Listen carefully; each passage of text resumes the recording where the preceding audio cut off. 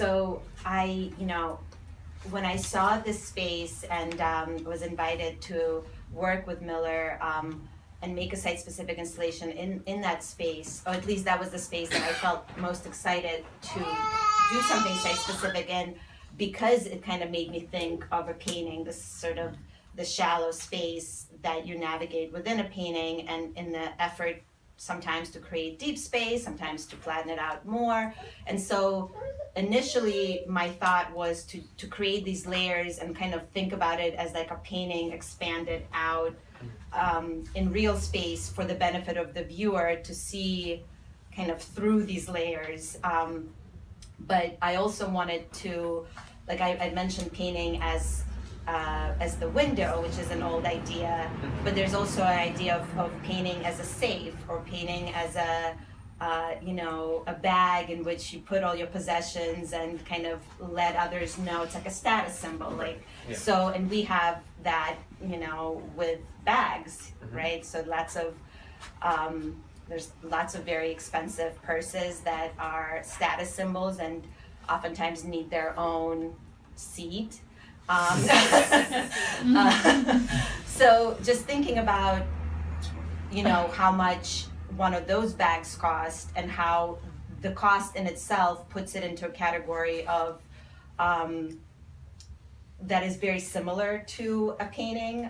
It's kind of like if you possess this highly valued object, you're asserting some kind of status, and then, purse to me also is a symbol of commerce and consumerism and all of these sort of forces that in this like late capitalist stage are suffocating our world. And so to me, the purse comparison to the painting is not like a very happy comparison. It's this kind of grim thought that flattening of everything into luxury goods. Yeah, it's a flattening, it's a luxury good, and that's why I call both the show and the installation purse strings and body bags. So it's not purse strings and fancy purses, it's purse strings and body bags. So a type of bag that instead of, putting your phone and wallet in, you put a body in.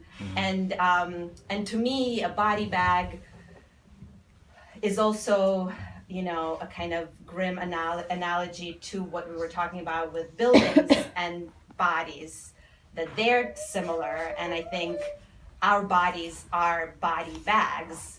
They, are bags that have a bunch of stuff in them that we carry around in this like neat form, in this kind of like, here's this presentable way to cart around all these organs and goo and what else. I mean, I don't know what you call it, but stuff that's inside that we try for the most part to hide, and it's always like embarrassing when it slips out somehow.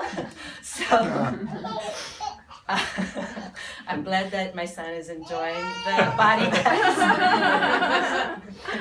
So yeah, I mean, despite the fact that I was thinking about lots of kind of dark things with the installation and the whole show, I still find a lot of solace in humor and in play, and that's kind of a really big thing for me that keeps me, like in the studio making art rather than like crying at home and not getting out of bed, so it's like the humor and the playfulness is a way to deal with the thought process being rather dark. But yeah, so I wanted to kind of create these forms that in their scale evoke the size of a body. And with putting stuff in plastic bags that seem very clinical and kind of like cold and evidence-like, kind of bringing in this like forensic element that like these are elements of like a human interaction or a human remnant, and thinking about like what would be left of our society if we got wiped out right now. Like, what are some of these non-biodegradable objects that would stick around and, be revealed as a fossil or something else, if we're so lucky, if we're not totally wiped out. It's not going to be like the Rembrandts. It's going to be like the styrofoam containers. Exactly. So then it's like, wow, we're going to look pretty bad. I mean, not that that's neither here or there, but it is interesting to think about like what there's so much happening in our culture, and yet so little of it is physically substantial. Like so much of it is virtual or is sort of symbolic value almost. Yeah. So kind of thinking about how can we I don't know, how could we like look harder at the things that are around us and maybe value some materials and or I don't know, maybe just accept this fate. And when I was making the installation, the whole like controversy with Ivanka's line being rejected from Nordstrom, and like our president was up in a huff all about it and just like couldn't deal because that was obviously the biggest issue happening in the world. And it just felt so like apropos to me, like everything I was thinking about with the bags, because she has, it's besides clothes, she also has a line of bags.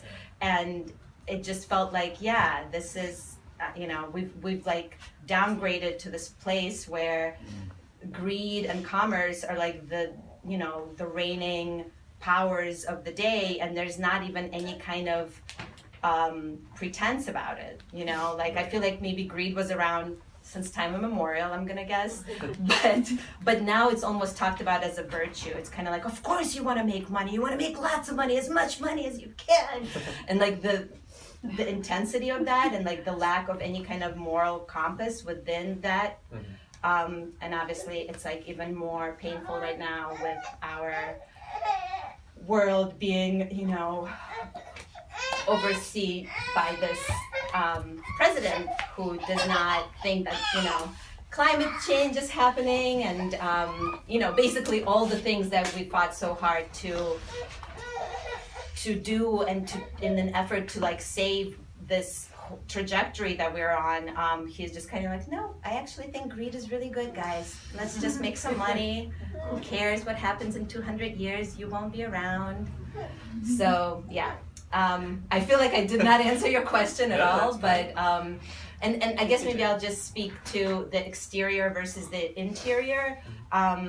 So they're related, but they're very separate too. The exterior one is made out of construction mesh, which is the mesh that buildings have on their facades when they're being constructed. So it's sort of this garment that buildings wear, and it has like a very particular look. So, and despite the fact that it comes in a few different colors and sometimes it has a stripe, but it's because especially in New York, like buildings are growing up everywhere.